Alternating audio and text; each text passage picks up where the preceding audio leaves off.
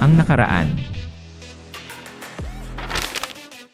At dahil hinihimok ni Jock Legion si Charion, ay sinubukan niyang atakihin ang napakalaking mekanismong trap, at siya nga ay nagtagumpay at dahil dito ay nailigtas niya ang ibang mga kalahok. Ngunit nang sila ay papalabas na ang hindi nila alam ay hinihintay pala sila ng mga bandido na nagnanais na patayin silang lahat. Habang nakabitay naman ang kanilang examiner, ay napahinto naman ang mga kalahok, dahil sa mga oras ngayon ay hinarang sila ng mga hindi kilalang tao. At bigla din namang nagsalita ang leader ng mga ito, at sinabi niya, na merong iba sa kanila na hindi alam kung ano ang pangalan niya, kaya't siya ay magpapakilala sa kanila bago pa man nila imassacre ang lahat ng mga natitira sa isla. Karamihan sa mga nakakasaksi sa kanyang mga ginawa, ay binigyan siya ng palayaw, at ang itinatawag nila dito ay Lecherous Demonic Scourge. Kaya't napapatulala naman ang ibang mga kalahok nang marinig nila ang sinasabi ng lider ng mga bandido, at mukhang kilala nila ang notorious na taong ito.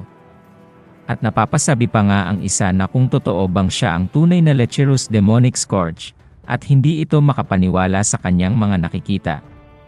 At ganoon din ang nararamdaman ni Charion at parang siya ay unti-unti na ding nawawala ng pag-asa, ngunit tinititigan lang ito ng ating bida, at para bang mayroon na siyang plano na gagawin dito.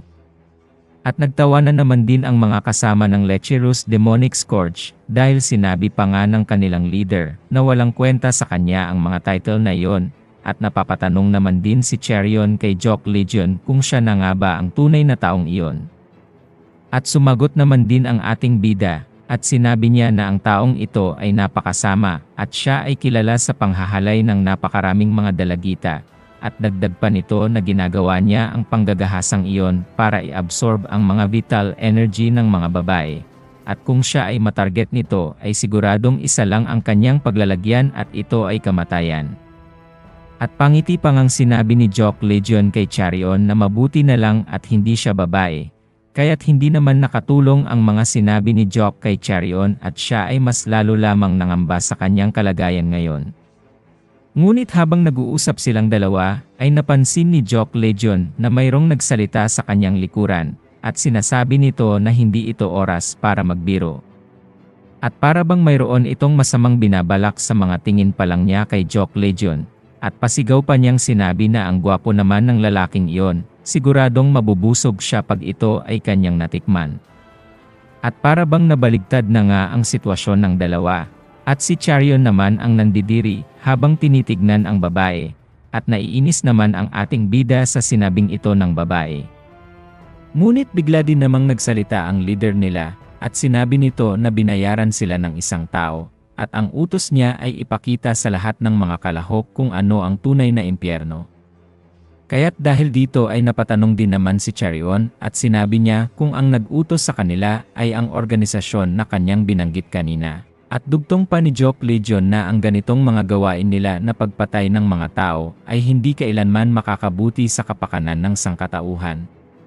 At sa pakiramdam ng ating bida na ang mga gawain ito ay para bang paghihiganti lang, at hindi dahil sa kanilang mga ambisyon at gustong makamit.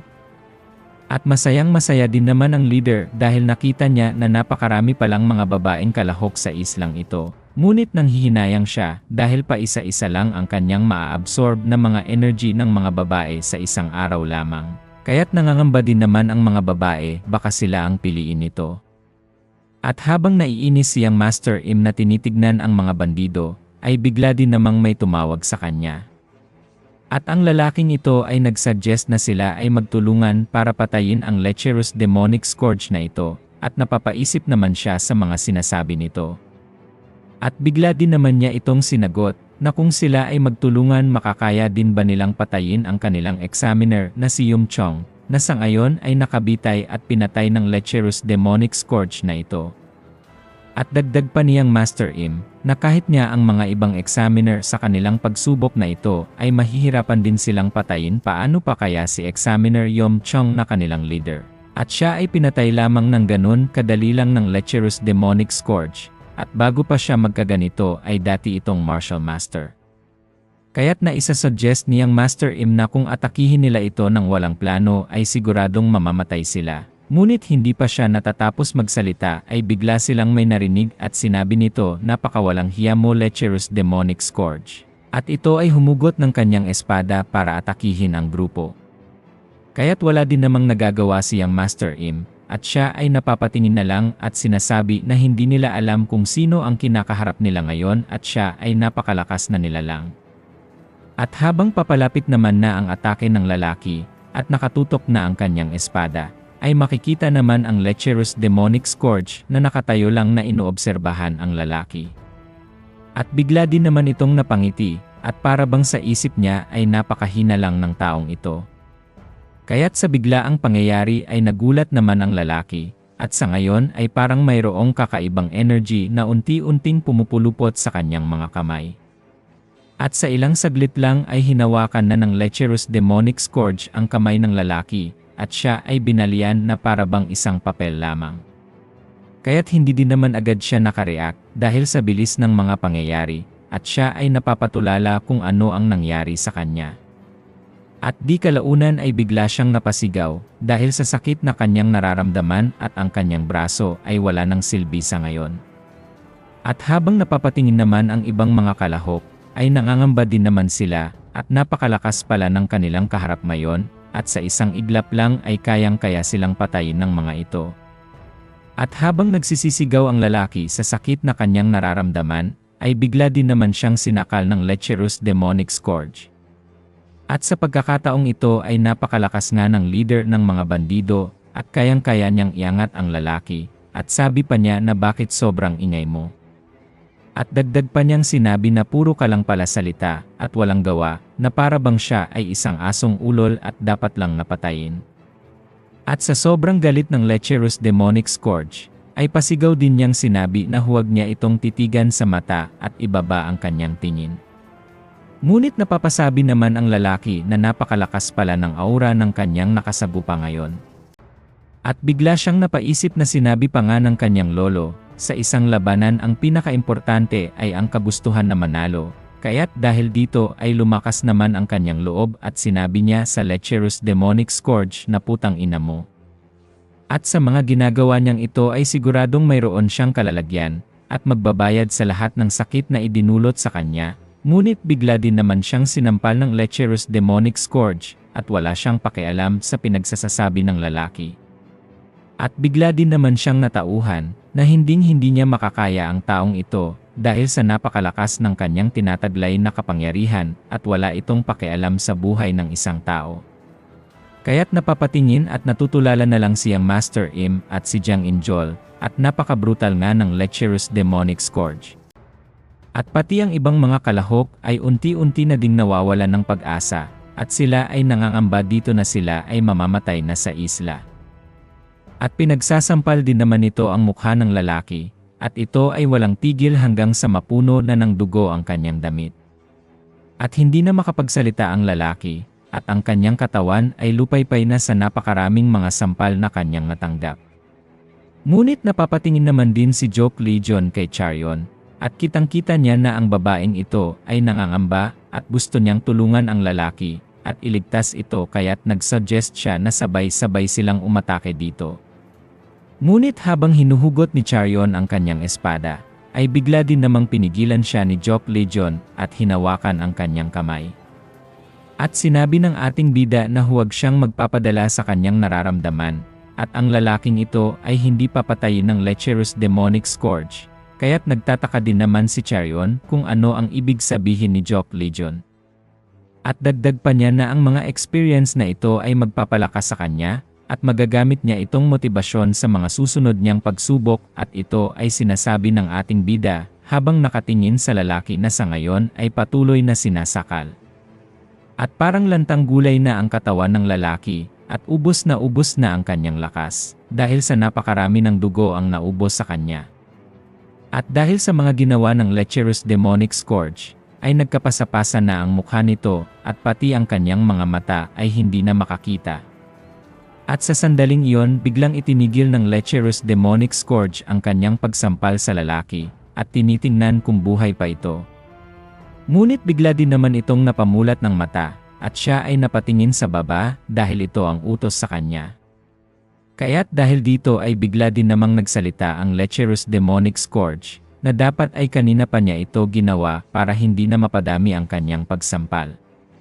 At dahil din doon ay binitawan na niya ang lalaki, at ang ginawa niya ay magsisilbing babala para sa ibang mga kalahok na huwag siya nitong tatanggihan kapag siya ay nag-utos at ito ang kanilang mapapala.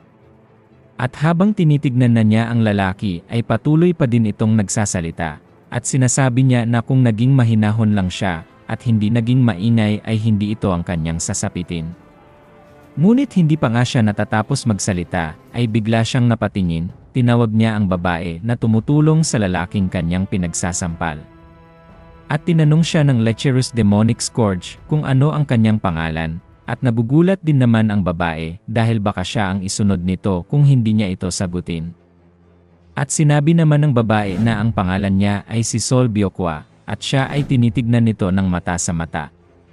Kaya't napapasabi na lang ang lecherous demonic scourge, na tama nga ang kanyang mga naririnig na mga bulong-bulungan na si Sol Biokwa ang pinakamaganda sa buong lugar ng Chongqing. At dagdag pa niya na si Sol Biokwa ay nanggaling sa napakaprestihiyosong sect, at ito ay tinatawag na Greenwater Mountain Manor. At dahil dito ay siguradong ang kanyang internal energy ay wala pang nakakatikim. At dagdag pa niya na ang isang babae lang ay hindi sasapat sa kanyang mga pangangailangan, kaya't ang kanyang plano ay tipunin ang lahat ng mga babaeng ito sa isla. At bigla siyang mayroong napansin, at ang kanyang atensyon ay napunta kay Charion, at sinasabi pa niya na napakaganda naman ng babaeng iyon. At bigla siyang napatanong kung ano ang pangalan nito. Ngunit bigla din naman niyang binawi ang kanyang tanong at sinabing hindi na ito importante dahil makukuha din naman niya si Charion. At dahil din doon ay inutusan niya ang kanyang tao na dalhin si Charion at si Sol Biokwa at tignan nito ang ibang mga babae. Ngunit bigla din namang umangal ang lalaki at sinabi nitong bakit titignan lang. Dapat ay dalhin din nila ang lahat ng mga babae sa islang ito. Ngunit habang nagsasalita ang lalaki ay nagalit din naman ang lecherous demonic scourge, at hinawakan nito ang kanyang kwelyo at sinasabi niya na huwag itong aangal sa kanyang mga utos. At sa seryoso nitong mga tingin ay sinabi niya sa lalaki na napakatagal na niyang naghihintay sa ganitong pagkakataon sa kanyang buhay. At kahit na sino man maging ang kanyang mga tauhan na aangal sa kanyang mga kagustuhan ay papatayin niya sa pamamagitan ng kanyang mga kamay. Ngunit habang kinikwelyuhan niya ang kanyang tauhan mayroon silang narinig, at sinasabi nito na maghintay muna sila, kaya't napatingin ang lahat at ang nagsabi nito ay ang ating bida na si Jock Legion. Kaya't nagalit din naman ang isang tauhan, at sinabi niya na wala kang respeto at bigla-bigla ka lang nagsasalita. Ngunit gusto naman siyang pakinggan ng lecherous demonic scourge kung ano ang gusto niyang sabihin. At sa mga sandaling iyon nagsalita na nga si Jock at sinabi niya, at hinay-hinay itinuro si Charion. At sinabi niya na ang babaeng ito ay kanyang Phoenix partner, at dagdag pa nito na silang dalawa ay mabubuhay at mamamatay na magkasama. Kaya't napapatulala na lang ang dalawa at hindi nila maintindihan ang iniisip ng ating bida, at sinabi din naman ng lecherous demonic scourge na kung ano ba talaga ang kanyang gustong gawin. At dahil sa mga sinabing ito ng ating bida ay napapasabi naman ang lecherous demonic scourge na nababaliw na ata si Jock Legion. Kaya't siya ay nakapagpasya na kung ito ang gusto ni Jock ay dadalhin din nila ang lahat ng mga partner na lalaki ng mga babaeng kalahok. At sa isip nito ay sinasabi niya na ipapakita nito sa kanilang lahat ang isang bagay na interesante para sa kanya. At sa ngayon ay dinala na nga sila sa isang kuweba. At ang mga kalahok ay naghihintay kung ano pa ang gustong gawin ng lecherous demonic scourge. Kaya't walang ano-ano ay nagsalita ito, at sa kanyang pagkagalak ay sinabi niya na sa buong buhay niya ay hindi pa siya nakakita ng ganitong kagagandang mga babae sa kanyang harapan. At sa ngayon sa kanyang mga nakikita ay hindi lang isa kundi dalawa ang kanyang nabihag, at siguradong napakaswerte niya nga sa araw na ito. Habang nakatitig lang sina Jock at si Charion at ang dalawa pang kalahok na kanilang kasama. At meron din napansin ang lecherous demonic scourge, at sinabi niya na si Jock at si Charion ay magkasintahan, kaya't napapangiti na lang ang ating bida at si Charion ay hindi makapaniwala sa pinagsasasabi nito. At siya ay may naalala sa kanyang nakaraan na ganito din ang nangyari na mayroong magkasintahan. at ang babae ay kanyang pinagsamantalahan sa harapan ng kanyang kasintahan, at ang mga mata ng lalaki ay mangyak-ngyak sa kanyang nasasaksihan. Kaya't sa ngayon ito din ang kanyang gagawin sa kanilang dalawa ni Charion at Jock Legion. Ngunit sa hindi inaasahang pangyayari, ay medyo nag-iba ang kalagayan sa loob ng kuweba. At nagugulat din naman ang lecherous demonic scourge, dahil sa kasalukuyan ay nasaksihan niya na biglang nawalan ng malay ang dalawang kalahok sa kanyang harapan. At napapaisip ito na bakit ang kanyang mga ugat ay biglang nanginig, at wala siyang kamalay-malay kung sino ang may kagagawan nito. At siya ay naghanap ng mga posibilidad kung ano ang rason sa mga nangyari, at ang una niyang inisip na dahil lang ba ito sa kung anong klase ng hangin meron ang kuweba, kaya't lalo siyang nag-survey sa lugar kung saan ito nanggagaling. At ang lecherous demonic scourge ay napatingin naman kay Charion at sinabi niya na hindi ito galing sa kanya, at sa likuran naman niya ay pa-chill-chill lang na nakatayo ang ating bida. At di kalaunan si Jock Legion ay napansin ng lecherous demonic scourge, at nag-isip kung nanggaling ba sa kanya ang napakatinding aura na kanyang nararamdaman ngayon. At habang iniisip niya ito ay napatingin din naman sa kanya si Jock Legion, at para bang alam na niya ang iniisip ng malaswang demonyong ito. Kaya't bigla siyang nangamba sa kanyang kalagayan ngayon, at nakita na niya kung saan nanggaling ang lahat ng mga nakakatakot na aura. At napapangiti din naman si Jock Legion, at para bang sinasabi niya na kayang-kaya niya itong patayin kahit na anong oras.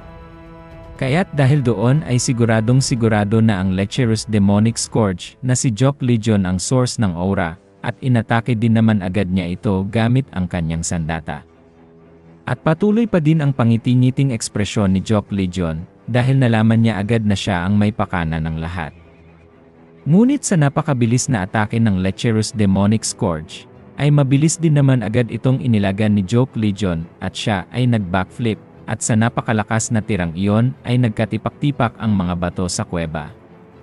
At sa mga sandaling iyon ay naiisip naman ng leader ng mga bandido, na bakit napakabilis niyang nailagan ang kanyang atake na sa katotohanan ay marami na ang namatay dito.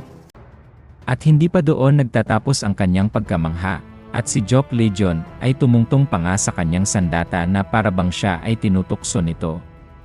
At ginamit niya ang sandata ng lecherous demonic scourge para i-counter-attack ito. At sa napakabilis na mga galaw ni Jock Legion, ay naipatama din naman niya ang kanyang atake dito. Ngunit biglang may napansin ang ating bida, at para bang kakaiba ang kanyang naramdaman sa pagtama ng kanyang atake. At dahil dito ay napangiti din naman ang lecherous demonic scourge, at hindi siya nasaktan sa mga ginawang iyon ng ating bida. At makikita naman na ang atake ni Jock Legion ay kanyang nasalag gamit ang kadena, at napapasabi pa siya na parang hindi ordinaryo ang bagitong ito. At sinagot din naman siya ni Jock, na hindi nga siya nagkakamali at halatang halata naman sa mga galawan pa lang ng ating bida.